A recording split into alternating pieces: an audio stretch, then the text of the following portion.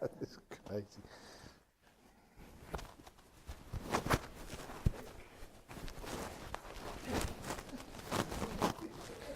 Kangaroo with the joy. Like the kangaroo with the joy. Get out of here.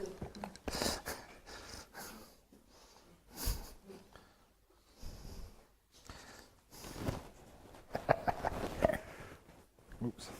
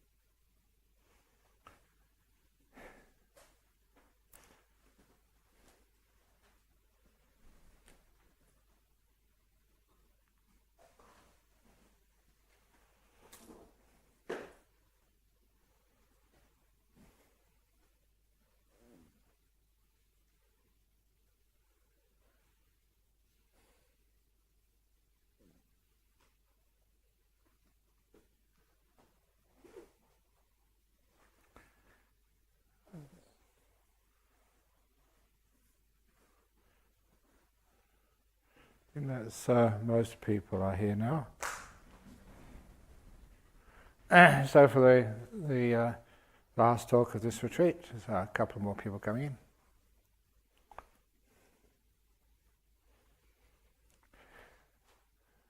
And of course, as you know just how fast this time goes, 9 days have gone, or 8 days, whichever way you count it, very fast. But it's not the case that a retreat ever finishes, as I keep on saying, because you always remember some of the things which were taught here.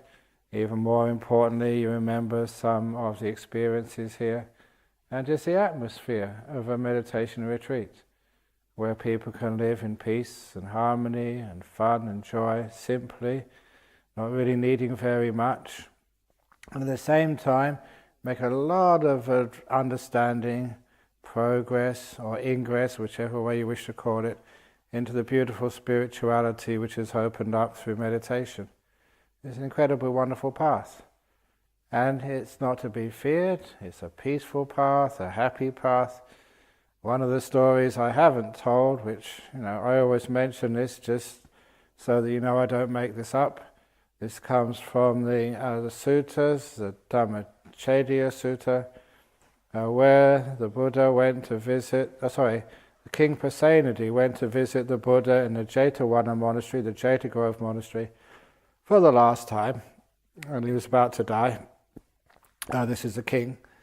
And so when he went into the monastery, the monks were around walking meditation or whatever, and so he asked one of the monks, "Where is Lord Buddha?" And they said, "Oh, it's in the hut over there."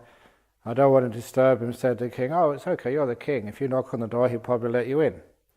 Even in my cave, if Queen Elizabeth knocked on the door, I'd probably make an exception and open the door and let her see my cave."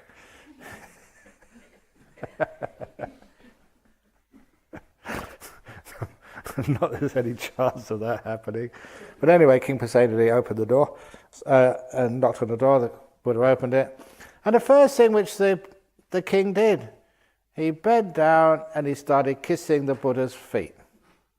Now I could never think that I could imagine with Queen Elizabeth kissing him.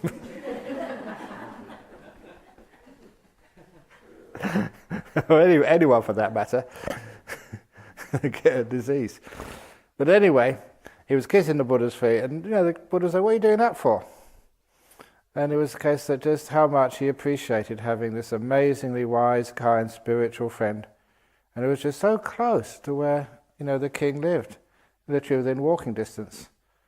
And so the king would enjoy visiting this monastery and getting great advice from the Buddha.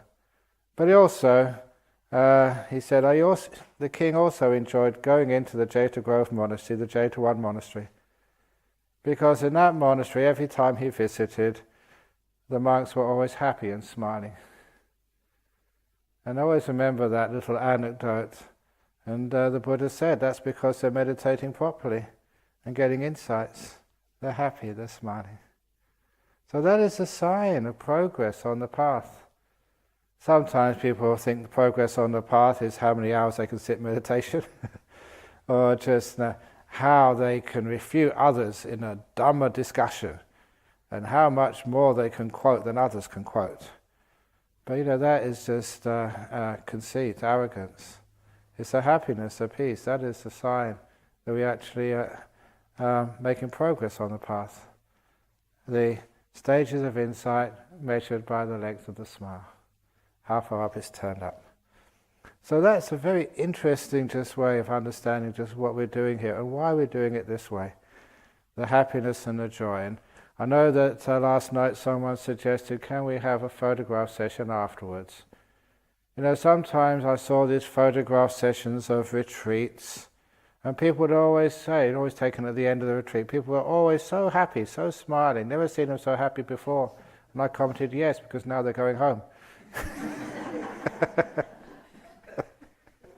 And it was true, the suffering was over. And so I would always wanted to actually, if you take group photographs, you'd be in the middle of the retreat, not the end. At the end of the retreat, everyone should be crying and I don't want to go home. Because the sign that this retreat has been worthwhile, it's been peaceful, it's been happy. And this is not wasting time. You're learning a great secret of life. Just how easy it is to be peaceful and happy when you don't hold things. What Ajahn Brahm used to do, he would pick up the stick, and I remember him saying this, simple teachings which you could read sutta after sutta after sutta and you don't get, but you see it happening and it's so obvious. How heavy is this stick? How heavy is it? He'd throw it much further than that. He said it's only heavy when you hold it. How heavy is your past? All the things which have happened to you. It's only heavy when you hold it. How heavy is your future? All the things waiting for you when you leave this place. How heavy is that? It's only heavy when you hold it. If you learn how to let it go, put it down, of course, then you're light. You're not holding anything. All the stuff which happened to you in your life. All the stuff which will happen to you in the future. Push it down. Let it go. Don't carry it around. And then you'll find, the secret of how to be peaceful and light. You don't have to keep carrying it. So if one learns that much, you're a very peaceful person. And that's the essence of meditation. I've been saying many times, now is the only time you have. And whatever's right in front of you right now is the most important thing in the whole world. And just be kind. Simple thing to do. Just care for this moment. And then see what happens. Can't do more than that. So little by little you learn how to be much lighter in this world and not keep carrying so much stuff. Now of course today, afterwards, I see all these suitcases coming in, all these bags going out. I've already seen a few of them. And sometimes you think, oh my goodness, we should have one of these big lorries, like the removal lorries. Take all the stuff. Over in Bodhinyana Monastery, we have a monastic rule that, except for the senior monks, you're only allowed to stay in your hut for 2 years, max. And then you have to move. And when you do move, you're not allowed to use the tractor, you're not allowed to use a car. You can use a wheelbarrow if you wish, but you've got to push it yourself. In other words, when you move and you have to take in your own hands, with your own power, all your belongings from one place to another, then you learn just how weighty, how burdensome is all this stuff. And number two, just how little you really need. It's only just in case stuff. It's not really needed it. So a lot of times we learn when we move just how much stuff we've accumulated. and how much is really unnecessary. So I know that sometimes people, they feel a lot of gratitude, maybe for the monks or for the nuns who are here. So if you do want to give a gift, you can try this little exercise which I love to do, and people have actually done it. You get a nice box, and you wrap it up, and then you put a nice little ribbon around it with a greeting card. To Ajahn Brahm, thanks. And I open it up, and I said, amazing, that's what I've always wanted. How did you know? It's nothing, just emptiness. You're so thoughtful. How did you know that's what I really wanted?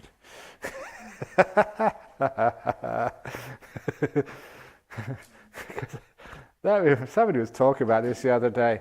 I don't know how many of you were devotees of Winnie the Pooh. And you know all his stories. There's so much wisdom in there. And it was this very, very negative, depressed donkey called Eeyore. Eeyore hardly ever smiled. He ate thistles. Spicy food, with a bit of sting to it.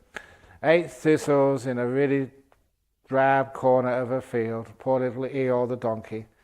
And one day it was Eeyore's birthday.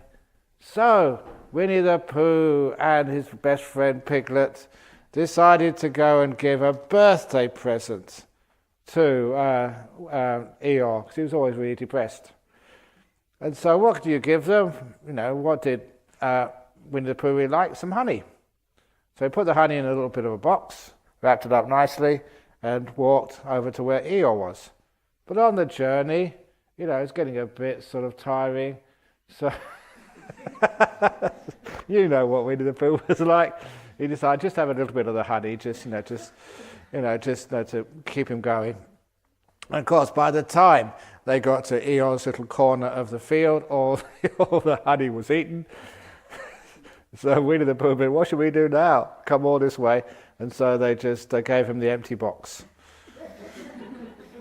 And little Eeyore was just so happy. Someone's giving me a present. They said, a box I can put things in. And he was just over the moon. He was ecstatic. That Eeyore was probably really close to being enlightened. He knew the value of emptiness and the burden of having things. But of course, I told a few people my story. I tell you this simply because sometimes people think, Ajahn Brahm, you must have been born as a monk. You probably the first thing you did when you came out of your mother's womb was to sit down and sort of cross your legs and go sadhu, sadhu, sadhu.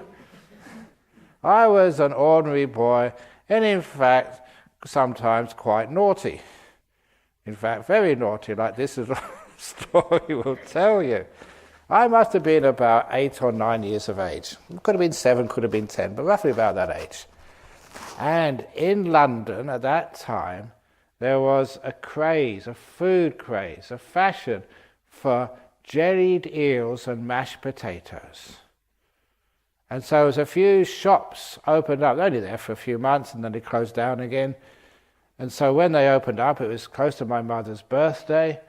And so I took a little bit of pocket money and went to the shop and bought an eel, a live one, still wriggling. And very carefully I took it home. And without my mother seeing, I put it in a nice box. And around the box I put this very beautiful present wrapping paper. And I folded it just so neatly. And I found a ribbon from somewhere and I put the ribbon around the box with a nice bow, as best as a 7 or 8 year old could do. And a little greeting card. To Mummy, happy birthday, love, your darling son. Or something like that. And it's amazing. This is where I learned my restraint. Because I kept a straight face when I gave it. Happy birthday, Mummy. And those of you who've had children, I was 8, 9 year old kid giving you a present. They wrapped it all up by themselves. Oh, it's so sweet. It's just, that's my son. not suspecting what was inside. She opened it up. She opened it up, wonder what is inside. I wouldn't say surprise, Mum. And when she was certainly surprised. She opened it up, and as if that eel had been well trained, as soon as it opened up, the eel lifted up its head right in front of my mum, and she screamed so loud.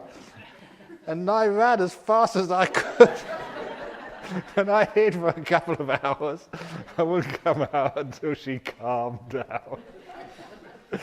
Oh, what a compassionate bodhisattva young man that was. That's absolutely true, I did that. Crazy monk. Crazy young boy, anyway. So it's nice to tell little stories like that. Human beings are human beings. And it's nice that my mum taught me forgiveness and the ability to keep a straight face when doing something a bit tricky, and the ability to hide. So when she came looking for me, I could be very still. She didn't know I was there. All good training. But anyway, it just taught me just many, many things. And one of the things is just how little you need in life to be happy and to be peaceful and to be joyful. And also with that happiness and that joy comes a lot of health and peace. And you're finding just this wonderful path which the Buddha found of like being able to be still, peaceful, no worries, no fear of the past or fear of the future. Can live beautiful and peaceful. When I told that story last night about one of the Thai women who, when she was very young, she was attending a funeral and the corpse woke up and the monks were the first to run out of the door. It reminded me of sometimes when in Thailand there was a whole spate of buses, they were very badly maintained, catching fire. And because they caught fire, that sometimes people couldn't get out in time and they were incinerated inside the bus. And even one of my friends, a monk, he was in the bus, but he could get out in time, but he lost his bowl. The bowl was incinerated in the bus, so I think the bus companies just offered him another bowl. But anyway, it was dangerous at the time. So there I was sitting in the front seat of the bus, and just next to the window, and there's another monk sitting next to me in the aisle seat, and we're going along in the northeast of Thailand, and then one of the people in the back shouted out, "Fire! Fire!" And the bus driver slammed on the brakes. And the bus driver, as soon as it stopped, he didn't go out the door, he climbed out the window. And all the people rushed to go out, and even the monk sitting next to me, we're supposed to, not be in physical contact with women, because especially in Thailand, that's a real no-no. And so he didn't mind, he just brushing past anybody to get out. And because I didn't read the newspapers and my knowledge of Thai wasn't that great, so I was just sitting there wondering what was going on. So, sometimes being stupid can be confused with being enlightened. Because I was just sitting there wondering what was going on. And the other monk had been out, the whole buzz. There was only myself sitting there quite peacefully, and just a fellow in the back who was investigating, and so it was a cigarette, that's all it is. So he put out the smoke from the cigarette, it wasn't a fire, just a cigarette. And then everyone had to come in. And as they came, nearly everyone who came in all said, "The Arahat, thank you very much. nice to meet an enlightened monk. Sadhu, sadhu, sadhu." The only person who never did that was the monk who was just so embarrassed. Who had to sit next to me. And I wasn't enlightened, I was just stupid, I didn't know what was going on. So anyway, learning how just to be peaceful, not to worry about anything, is a very beautiful little thing which you learn here. Because you can cope with anything. That's why that beautiful little meditation of now's the only time you ever have in this life. So you're still on retreat. Of course you're on the retreat. Now, the retreat hasn't ended, it won't end. As long as you stay here, stay in the present moment. So you don't go anywhere. in this moment. A few hours' time, you'll be sitting in a car. A few hours' time, you'll be sitting in an aircraft, but you're not going anywhere. The aircraft moves, but you just sit still. It's a wonderful little change of one's perception. Wherever you are, you're always still. It's just things around you change. So that gives you a state of stillness and peace. And it means you're not really worried about the future, worried about the past. They'll look after themselves. As long as you look after the present moment, everything else seems to just fall into line. And you know, whatever happens, good, bad, who knows, whatever happens, you'll be able to cope with it. As long as you make peace, be kind, be gentle, what's the problem? It's only fear is what causes people's intolerable anxiety and pain and suffering. If you can just let go of that and just be in this moment, you're enjoying it now, so you can enjoy it all the time. You know he's not here. He's just gone for a bit of a break, Amandus.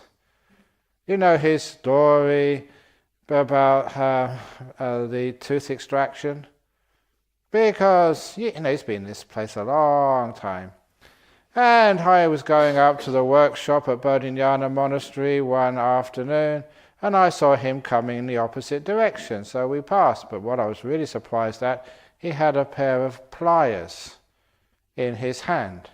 And in the jaw of the pliers there was a tooth with blood all over it. I said, what was that? Yeah, I just did a little bit of a dental operation. What did you do? I said, I pulled out my tooth. What do you do that for? Well, you know how hard it is to get an appointment at the dentist these days? You have to wait forever. And when you get there, you have to sit down and wait for a while. And, fill out all these forms, and it costs money as well. And you just staying here. It's a long way, you waste so much time. So what do I want to waste that time and money for? So he just went into the workshop and put his own tooth out. Done. You don't need an appointment for that. And I saw it.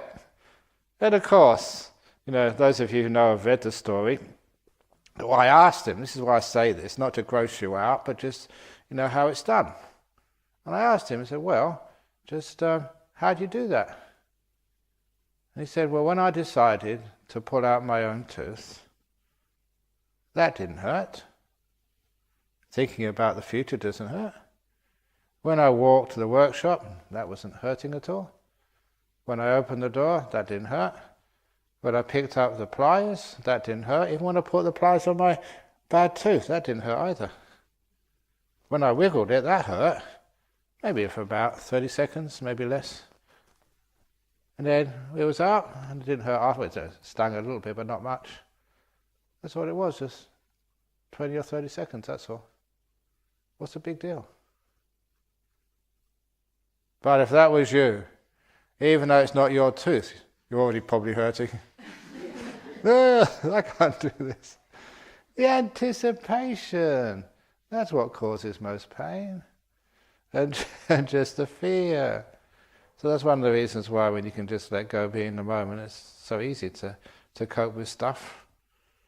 It's 30 seconds and it's all gone, and it means all the other sort of anxiety of trying to get there in time and just trouble sort of fitting it into your schedule and stuff, that's all gone.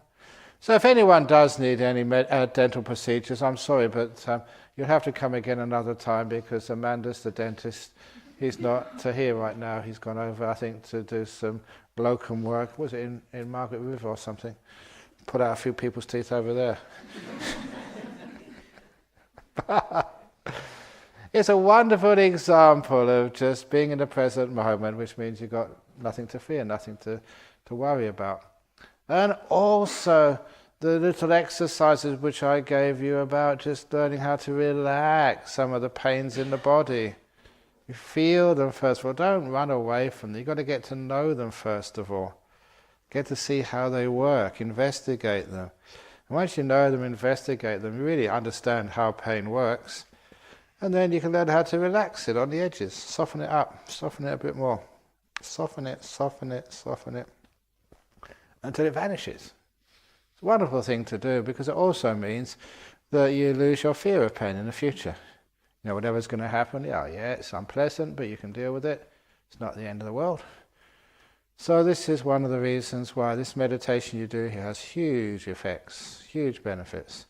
Not just getting enlightened or getting jhanas, but even on the way you get so many insights, so many understandings, so many little things about if you don't judge people, you don't judge yourself, you lower your expectations, you open the door of your heart, to you as you are. You don't try to be the best meditator in the whole world. You don't have to be a straight tree with no scars on the trunk.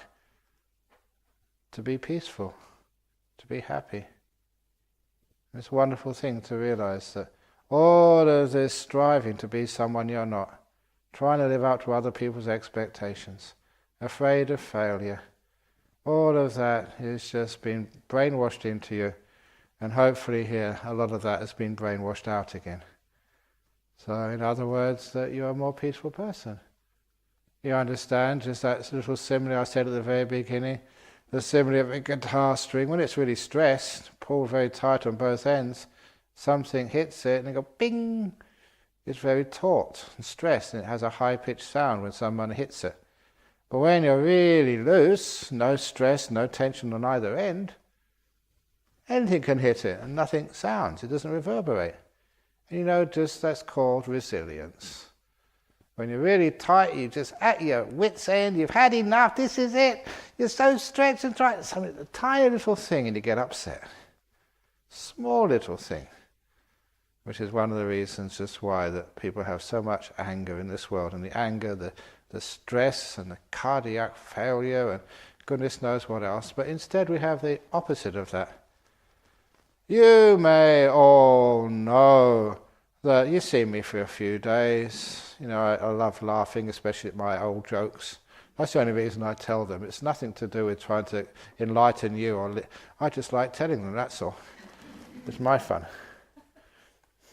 And somebody reminded me of, I don't know, the bird joke you were telling the other day? That wasn't about the crow, was it?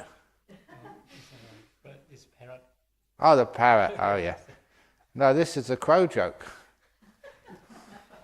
Because someone reminded me that. I haven't said that for a couple of years. About in the Northern Territory, by Darwin, they noticed that, when there's lots of birds, they just go on the road there to try and eat something, and they get killed, by all the vehicles. But there was a really strange anecdote, which proved to be true, that crows, they only get killed by the trucks and lorries and buses, never by sedans. And so a university group did some research and found out, number one, it was true. Crows on these big highways, they will always be able to avoid the cars and sedans. They didn't know why. And so they did the research, they found out the reason why, because crows they mate, they got their partners. Whenever they go onto the highway to get some food, the one goes onto the highway, the other one is always on the branch of a tree, the lookout. The lookout crow and the one who actually does the eating. Obviously they swap. And every time they see a car, the one on the branch says, "Car, car, car!"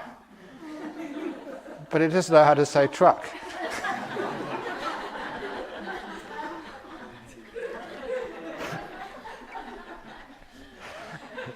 That's science, you see, amazing. Now, as you know, that's got nothing to do with meditation or insight or Buddhism, but I just like telling it. But it does actually have something, because when you laugh, it's been well known, shown, proven, this is real research, not the bird brain research, that your blood vessels expand. When you're negative, fed up, angry, your actually blood vessels contract. That's a fact. So when you're happy, your blood vessels get bigger. When you're upset and angry, they get smaller. And that, once I read that article of research, answers so many questions. Why I can eat fish and chips, condensed milk, lots of butter on my toast, and I'm healthy. Why is that? It is because I've laughed so much in my life. My blood vessels are just so wide. They're so like super highways. They're just like like the tube train tunnels, huge. So I can eat whatever I want. Nothing gets clogged. But you, if you get upset or angry, your blood vessels get so tight, even a tiny bit of guck clogs you up. So it made the point why it was that sort of fat people are always happy. It's true. Ajahn Chah, he was fat, always happy. Even my preceptor, Somdet Buddhajan, he was fat, happy. So, and even one of the persons I used as an ideal, someone you looked up to, someone you wanted to emulate, one of the religious icons in our society who always inspired me. And this religious figure, he was old even when I was young, and he's still alive today. And he's just so kind, just a symbol of compassion and generosity. And even he's not a Buddhist, he's supposed to be a Christian. But he's still alive, and I'm sure, have you ever seen him, always laughing, ho, ho, ho, Father Christmas? He's fat. He's kind, and he's always generous. One of the most generous people. He's religious. So Father Christmas, how can he keep going on year after year with a big fat belly? It's because he laughs, he's happy, his blood vessels are so wide. And every time I go to Hong Kong, I always remember that Father Christmas does not come from the North Pole. He comes from Hong Kong. And the proof is, he keeps saying ho ho. Ho ho ho. Ho. And what does ho ho mean in Cantonese? Good, yeah. So, he speaks Cantonese, this Father Christmas. I never heard him speak Finnish or Laplandish. So you can see that's actually good for your health. And it's good for your meditation as well. It gets you this beautiful, not taking the moment too seriously, not taking suffering seriously. Suffering, it comes and it goes. Just make peace with life and bring some joy to life. Make peace with life, joy to life. People come to the temple, they listen to the talks, they like to meditate because it's joyful, it's fun. And if it's joyful and it's fun, takes the fear away, takes the stress away, takes the tightness away, meditation becomes so easy.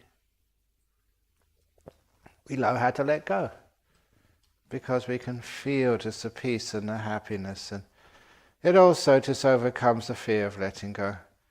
It's one of those things with meditation. We all come to a stage in meditation, I don't know if I can go any further, if I want to go any further. When I keep saying there's no dangers in meditation, well, that's mostly the case, but there is a danger in meditation. I've seen many, many people that meditated a lot, really good meditators. You know what happens to them? They tend to lose their hair.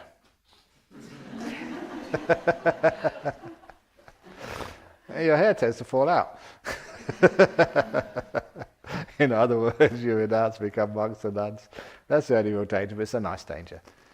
So it makes the meditation a little bit easier. And when you do get to deeper stages of meditation, the lack of fun, the lack of joy means the lack of adventure, the lack of confidence, which means, you stop. I've seen so many people stop, when they could have gone just a little bit further and got a little bit more insight, a little bit more joy. So because insight, understanding is just sometimes quite frightening. Seeing things you've never seen before. Looking at things from an angle which you never thought was possible. Going to new ground. So this is actually where we learn to see things in a totally different way. And we see that those people who have been there before us are happy. They're joyful. Which gives us a confidence. It's worthwhile. And sometimes that's what happens. When he saw an Ajahn Chah, he said, that's what I would like to be like. Someone is peaceful and free. It gave you confidence that this was worthwhile, and if you get there, it's a nice place to be. Happy people, kind people, peaceful people weren't carrying too many burdens. It's important to see that. I used to have that before in the advertisements. This is what happens if you don't use the right toothpaste. Your teeth are all yellow and fall out, and Amanda's has to go and see them. But if you use the right toothpaste, you are bright and attractive, and confident, always like the before and after person. And I always wanted to see the after person in Buddhism. What it's like to see an enlightened, peaceful person. And actually to, not just from theory, to actually to feel it. And feel the beautiful kindness and confidence. And again, the person who would never ever criticize you, even when you deserved it. Every time I did a stupid thing, all which happened was I just made Ajahn Chah laugh. That was all. Little things like that story. The first year I was at Wat Pa Pong in Thailand. Didn't have many requisites there, so there's a big water jar. People would offer him something like toothpaste or soap or a towel or something, just put it in the jar. So if you wanted anything, you'd just go out to him and say, I need some towel. And he'd look in the jar and see what he had, and hey, here we go. So, that's how we shared everything. So one day I went to see him because I needed some soap to wash. So I had to say it in Thai because Ajahn Chah could not speak English. Even when he went to London for about, a month or so, when he came back we asked him, in all that time we were in London, did you learn any English? And he said, yes, but only one word. The only one word he remembered from his trip to London was cup of tea. Honest, that's what he said. I cracked up laughing. And maybe if I remember that, I could still laugh. The only word he remembered, the only English word he remembered to his grave was cup of tea. Because he heard that so often. Cup of tea, cup of tea, cup of tea. Do you want a cup of tea? Can I have a cup of tea? That became the only English word he ever learnt. But anyway, I learned a few. Of course, one of the first words I learned in Thai was Sabha. Oh yeah. Oh, I'm into it again now, Sabha. That was not like tense and go for it and work hard, but Sabha. And it was a very beautiful word. And it was so important as part of the Buddhist. But anyway, I had to ask for a bar of soap. So I went to my teacher and said, I want some sapo. The word was sabu. I said, sapo? What do you want sapo for? And I said, to wash. And that's where he started laughing. I realised I'd got something wrong. And what I got wrong was sapo was like saparot, which was pineapple.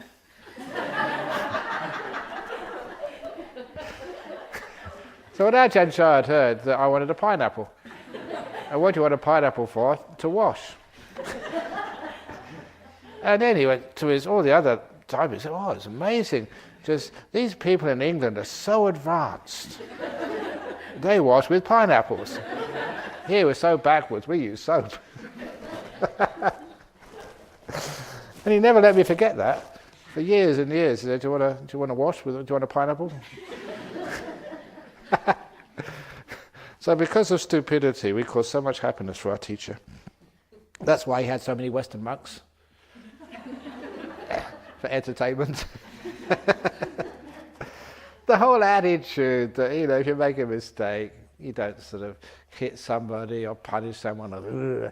Because otherwise you grow up thinking it's bad to make mistakes. You shouldn't make mistakes. You're a failure when you make mistakes. Life makes mistakes and life is a failure. The mistake in this retreat centre, I don't want to come to this retreat. No, come on, mistakes are wonderful. Where would this life if there weren't mistakes? I don't know, if you ever asked your parents, were you a mistake? Oh, what a fortunate mistake that was.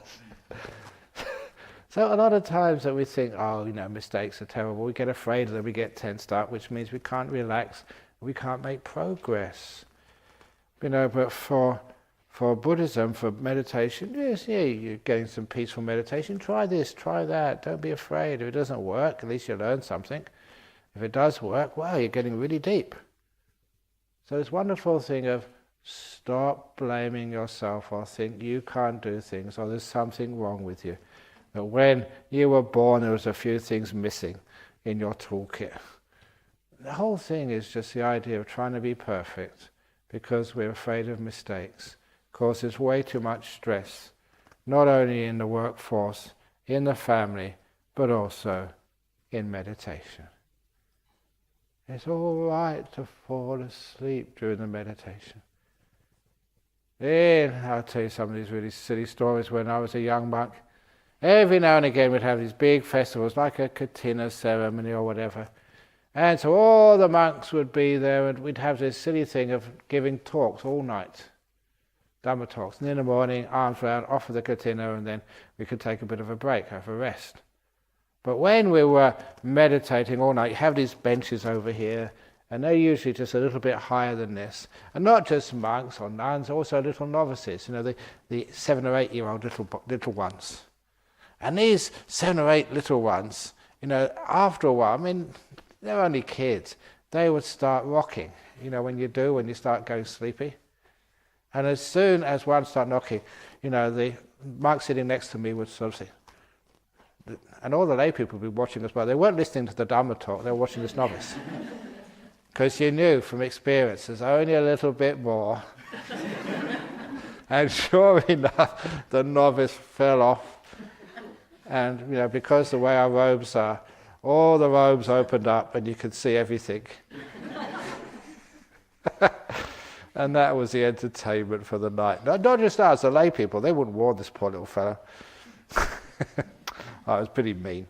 But it's okay if, one of the nice things there is people would laugh at you, they wouldn't get embarrassed. It was just, you think, oh, it's wonderful, I created some happiness in this world by being a little bit stupid, by making a mistake. Over here we feel, no, it's not me, I never did that, it's not me. So we get so tight in here because we've got such a strong sense of ego and having to be perfect. So when you learn in meditation, you don't have to be perfect, there's no one there to be perfect. So you can relax and let it be. When you stop aiming for perfection, that's when you understand what perfection is, and it's pretty simple to achieve it. It's just what happens when you stop striving for something else. So here you're learning an incredible amount of great Dhamma, which is not just for the path of meditation, it's a path of life. This is what life is. Sometimes people die young, sometimes you have a relationship that doesn't last. Sometimes in relationships, before you get married, you always should look at the bottom of the marriage certificate. There's always a use-by date. Best before next week.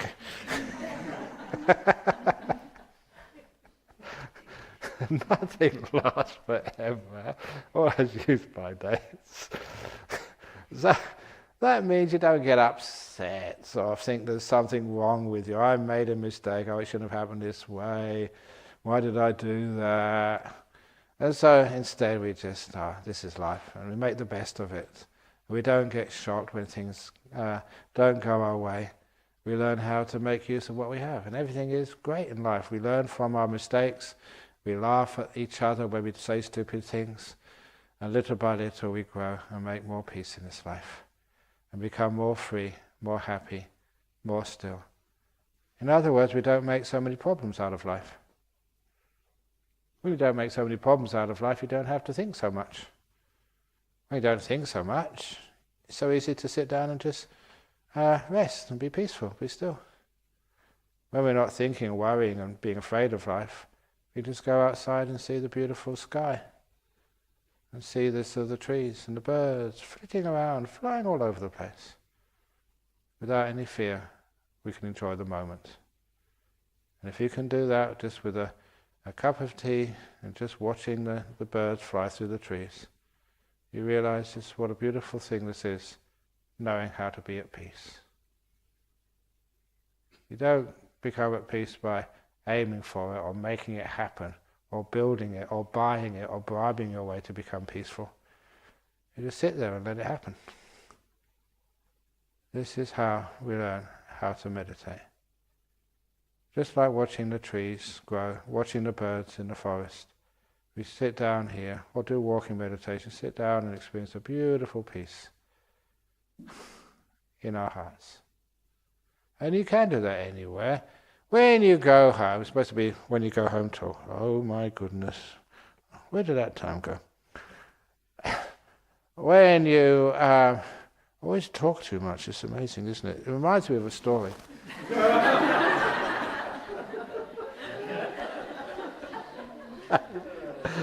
Yeah, okay, here it goes. But sometimes people think there's no humour, in the scriptures. But in some of the Jataka tales, it's great humour because it was this king, long time ago, and had one of his ministers in the government, was always talking, would never actually shut up.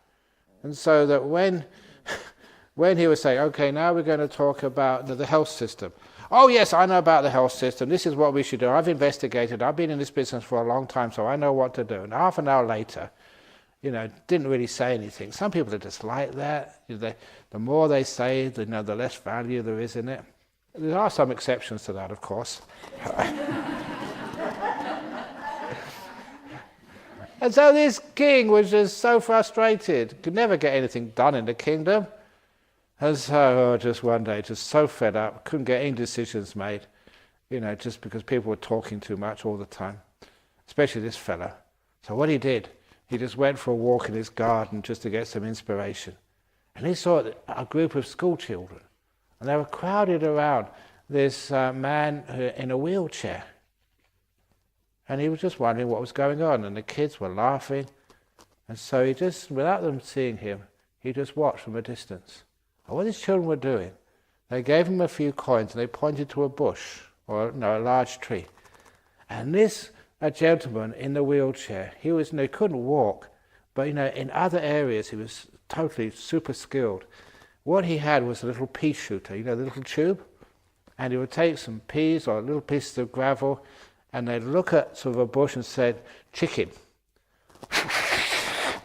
And with his pea shooter, he was so fast and accurate, he would take leaf after leaf after leaf off until it was sculpted, like you see in his gardens, sculpted like a chicken or like an elephant. And it was a what they call a landscape sculpture of bushes. And he did it with a pea shooter. And he was so amazingly skilled. And when the king was looking at this, he had this brilliant idea. So he went up to this fellow, the sharp shooter with a pea shooter, and whispered, pss, pss, pss. And the man with the pea shooter, pss, okay. So they made a deal. And so the next morning in the court, there was a new curtain on the wall somewhere. No one knew who was behind it, but I think you already guessed, fellow in the wheelchair. And when they started the morning's proceedings, now we've got to start talking about the tax rules. And the minister opened his mouth, yes, I know all about the tax rules, this is what we should... And then he felt something go into the back of his throat. And, just reflex, he just swallowed and then carried on talking, and another thing hit the back of his throat, swallowed again. And just a few things hitting his throat, that won't stop him from the importance of what he's going to say. So he kept on talking. And more stuff got down his throat. He just swallowed it, didn't know what was going on. Kept on talking. And after about 10 minutes, his stomach started to feel quite queasy. But he kept on talking until his face went green. And he kept on talking until another thing went down his throat and he couldn't hold it back any longer. He put his hand over his mouth to stop something nasty coming out in public, ran to the toilet and was sick as a dog and never came back for a couple of days. And the king was laughing all over his face. And when he opened up the curtain, there was a fellow with a pea shooter and a big bag of ammunition, almost totally exhausted. And it wasn't gravel or peas, it was chicken poo.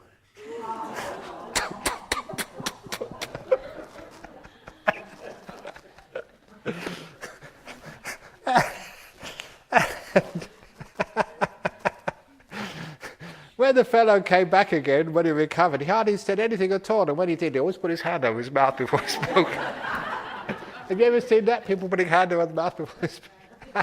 That's where it comes from. So, if ever you belong to a committee where someone always keeps on talking, if ever it's always the same person keeps asking questions, what a good solution that would be. Anyway, that's a bit of laughter and fun and games. So it's 9 o'clock now. So what I wanted to talk about is when you get home, you say, what should we do when you get home? Same. Just find a nice quiet place. If it's fun to do, of course you want to meditate. But if it's something you have to do because it's good for you, then eventually you give it up. So just enjoy the meditation. Find a nice little place in the corner of your house. Find a place in a cupboard somewhere. You know that old story, the lawyer in New York. This years ago when they still had death penalty. And it's such a stressful job. It literally was life and death. And so because of that, he all got stressed out in the afternoon. And it was just a pain in the neck for his secretary. And he knew that, so together with his secretary they had a cupboard in the office and they emptied the cupboard out of all the papers and files, put it somewhere else. And that became his meditation cupboard. And every lunch hour his secretary would always put him in his cupboard and lock the door.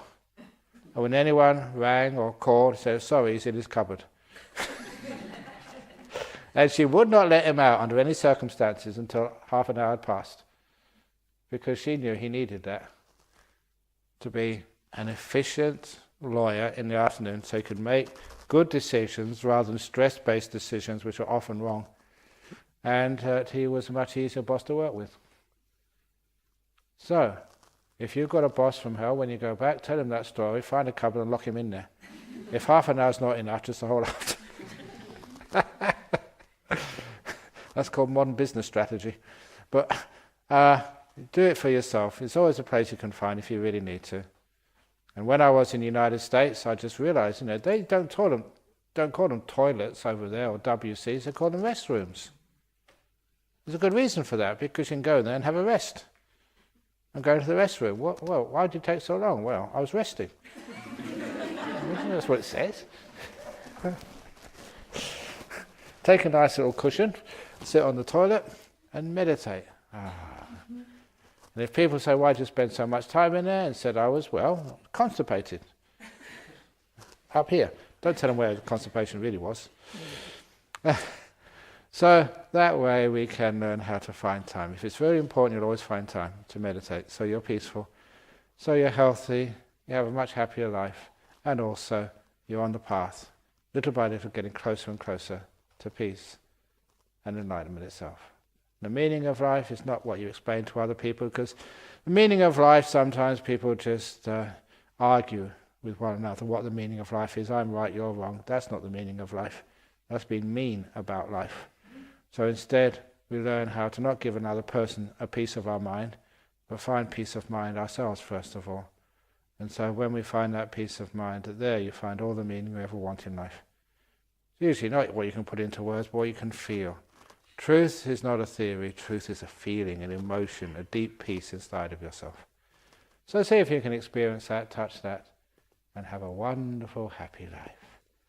And a nice little segue, talk about the letting go room, the rest room, the WC room. Now is the time, because we're going to do some loving kindness meditation, to practice what I preach. Now is the time to take a toilet break. So those of you who want to let go, the room is just round the corner. But be careful there, because there's only a certain number of toilets, so it's the first come, the first to let go. So if you want to go to the toilet, 15-minute toilet break before we do the loving kindness meditation. On your marks, get set, go. And the gentlemen are in the front there, going to the toilet, followed by, close behind, is the Indonesian girl, and then another guy. So have a break first of all, then come back 15 minutes, then we'll do loving kindness meditation.